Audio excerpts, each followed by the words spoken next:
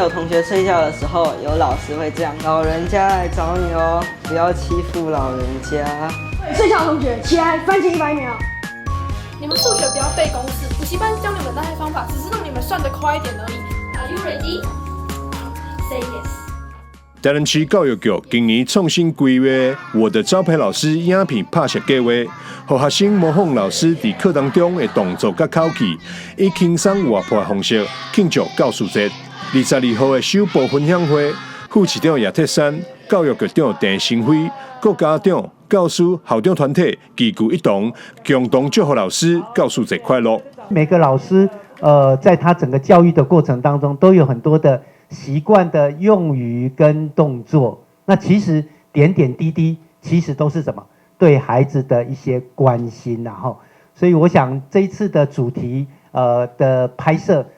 透过孩子们的扮演，其实是对老师们由心的一种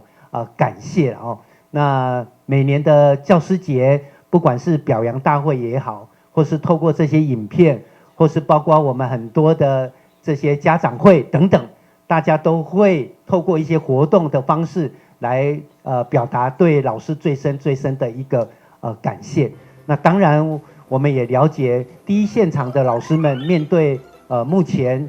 少子化，那家长对孩子的要求都很高，所以相对老师的压力其实也是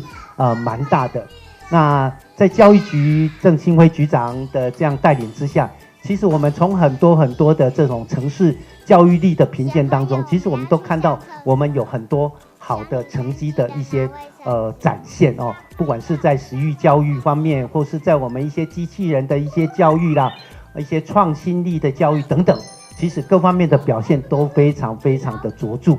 那有这样子的成绩展现，当然第一要感谢的是谁？还是我们第一线的老师。教育局长陈新辉表示，透过清理校园采访学生，记录因心目中印象上深刻老师，为学生模仿老师讲课时的手势，为演示老师在课堂中的问候。每一幕拢呈现师生之间情教情感连接，呈现教育现场上精神的情感。台南新闻张世伟采访报道。